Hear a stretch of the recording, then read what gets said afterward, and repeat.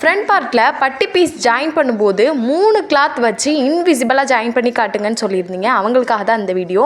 இப்போ இதில் பார்த்தீங்க அப்படின்னா நான் 2 லைனிங் கிளாத் எடுத்திருக்கேன், ஒரு மெயின் கிளாத் எடுத்திருக்கேன். சாரியோட கிளாத்து மெயின் கிளாத்தை நடுவில் வச்சுட்டு கீழேயும் மேலேயும் லைனிங் கிளாத்து நான் வந்து ஃபிக்ஸ் பண்ணியிருக்கேன். இப்போ கீழே பார்த்தீங்க அப்படின்னா ஒரு 1/2 இன்ச் வந்து விட்டுட்டு இந்த மாதிரி ஸ்ட்ரைட்டாக கோடு போட்டுக்கோங்க. எதுக்காக அப்படின்னா நம்ம தையல் போட்டுட்டு இதை அடிச்சுட்டுருப்போம் இல்லையா, இதுக்காக இந்த 1/2 இன்ச் மட்டும் கீழே விட்டுக்கோங்க.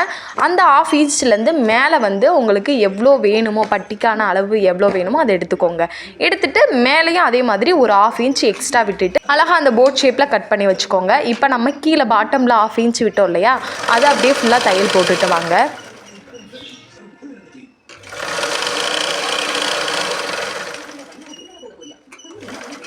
இப்போ தையல் போட்டதுக்கப்புறம் ஒரு லைனிங் கிளாத்தை மட்டும் கீழ்ப்பகுதி பார்த்து இந்த மாதிரி திருப்பி விட்டுக்கோங்க. அழகாக கையால் இந்த மாதிரி தேய்ச்சி விட்டுக்கோங்க.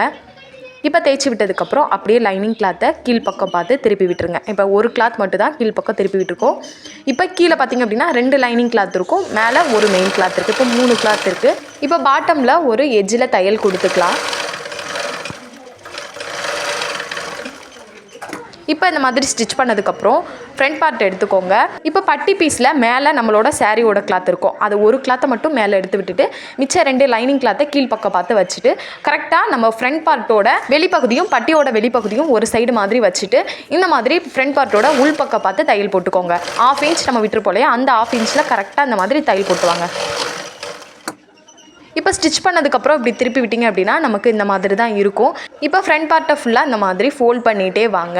மெதுவாக ஃபோல்ட் பண்ணி கரெக்டாக அந்த பட்டி பீஸ்க்கு இடையில உள்ள கேப்பில் எல்லா கிளாத்தையும் வச்சுருங்க. இப்போ மேலே பார்த்தீங்க அப்படின்னா நம்ம தையல் போட்ட பிசுறு இருக்கும், கீழே லைனிங் கிளாத் இருக்கும். இது ரெண்டையும் கரெக்டாக வச்சு ஒன்று போல் தையல் போட்டுக்கோங்க. நம்ம 1/2 இன்ச் விட்டுருப்போம் இல்லையா, கரெக்டாக ஒன்று போல் வச்சுட்டு அந்த 1/2 இன்ச்சை வந்து நம்ம கரெக்டாக பிடிச்சிட்டு வந்துடலாம்.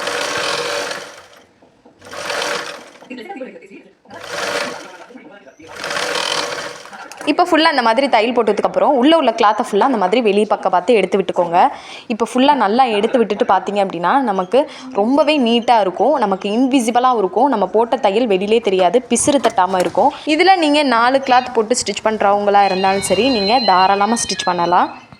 இந்த டிப்ஸ் உங்களுக்கு பிடிச்சிருந்தா ட்ரை பண்ணி பாருங்கள்.